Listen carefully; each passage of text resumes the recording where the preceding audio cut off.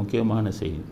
இந்த செய்தியை எல்லாரும் நல்லா யோசித்து நான் சொல்கிறத மனசில் வாங்கிட்டு முடிவு பண்ணணும். இந்த செய்தி என்ன செய்தினா நயன்தாரா செய்தி. இது நல்லா முக்கியமாக கவனிங்க. அதாவது அரசியல் இப்படி தான் நடக்கும், நம்மளை முட்டாளாக்க இதெல்லாம் பண்ண.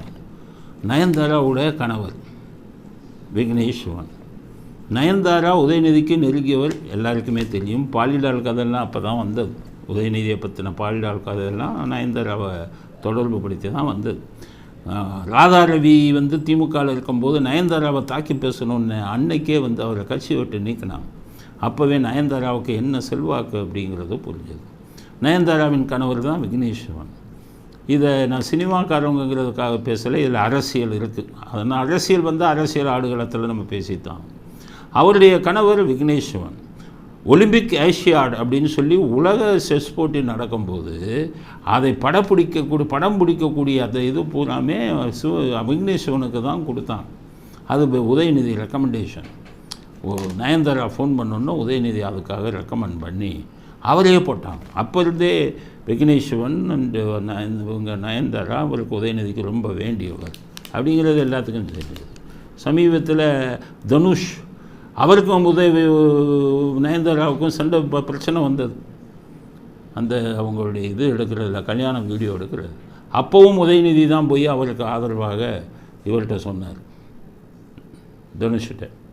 இப்போ என்னென்னா நயன்தாராவுடைய கணவர் விக்னேஷ் சிவன் இவர் பாண்டிச்சேரி போயிருக்கார். பாண்டிச்சேரியில் போய் மந்திரியை பார்த்துருக்கார்.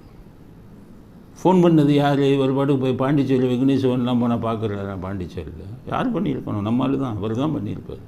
போய் அங்கே போன உடனே மந்திரி வாங்க என்னன்னு கேட்ட உடனே இவர் சொன்னதை பார்த்து மந்திரி அசந்து போயிட்டார். என்னடா இது அப்படின்னு என்ன கேட்குறாரு? நயன்தாரா கணவர் விக்னேஷ் சிவன் பாண்டிச்சேரியில் அரசாங்க ஹோட்டல் ஒன்று பெருசாக இருக்குது. அது நல்ல ஹோட்டல், ஏன்னா கடற்கரை ஓரத்தில் இருக்குது. பயங்கரமான வருமானம். எல்லாம் நம்மளுடைய குடிமகன்கள்லாம் அங்கே போயிடுவாங்க. நம்ம தமிழ்நாட்டில் இருந்த குடிமகன்கள்லாம் சனிக்கிழமை இங்கே போயிடுவோம். வெள்ளிக்கிழமை நைட்டு அங்கே போயிட்டு அமெரிக்கா மாதிரி ஞாயிற்றுக்கிழமை தான் வருவாங்க. இந்த ஹோட்டல் மிக அதிகமான லாபத்தோடு ஓடுது. இதை கண்ணு வச்சுட்டாங்க நயன்தாரா. அப்போ ஸ்டாலின்கிட்ட கேட்டிருக்காங்க, இந்த மாதிரி இந்த ஹோட்டலை நான் வாங்கணும்.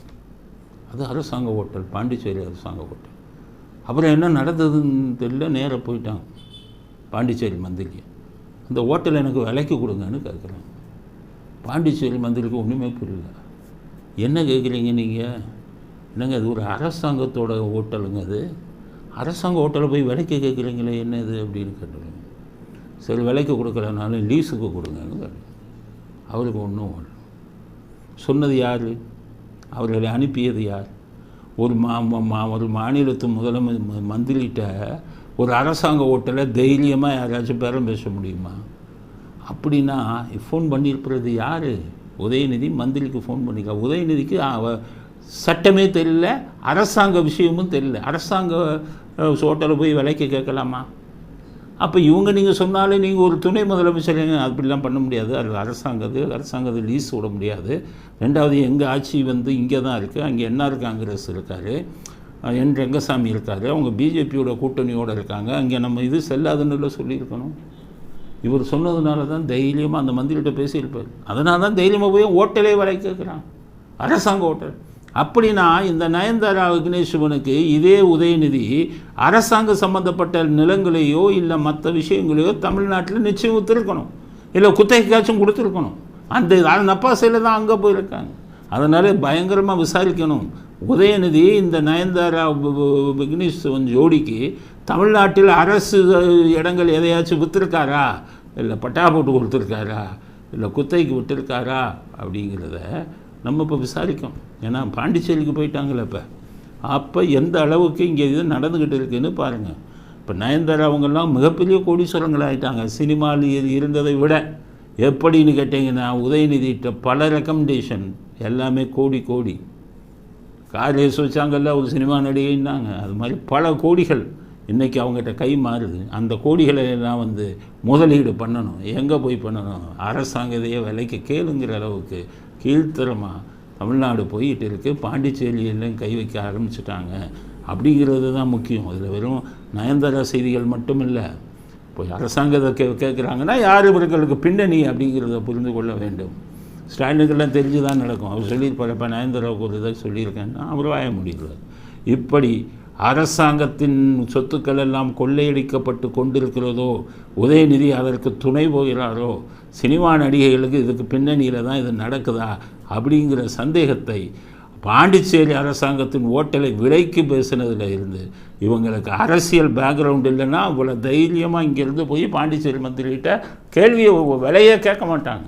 அந்தளவுக்கு விளையாண்டுக்கிட்டு இருக்குது சினிமா நடிகர்களுடைய செல்வாக்கு.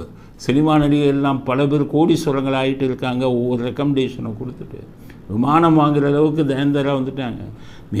நயன்தாரா என்ன எவ்வளவு சம்பாதிச்சாங்க சொல்லுங்கள்? ஒரு படத்துக்கு ஹீரோங்களுக்கு தான் 50 கோடி 100 கோடி, அவங்களுக்கெல்லாம் 5 கோடி 10 கோடி. எத்தனை படத்தில் நடிச்சிருப்பாங்க? 5 கோடி 10 கோடினா எத்தனை படத்தில் நடிச்சிருக்க முடியும் உங்களால்? 100 படம்லாம் நடிக்கலை.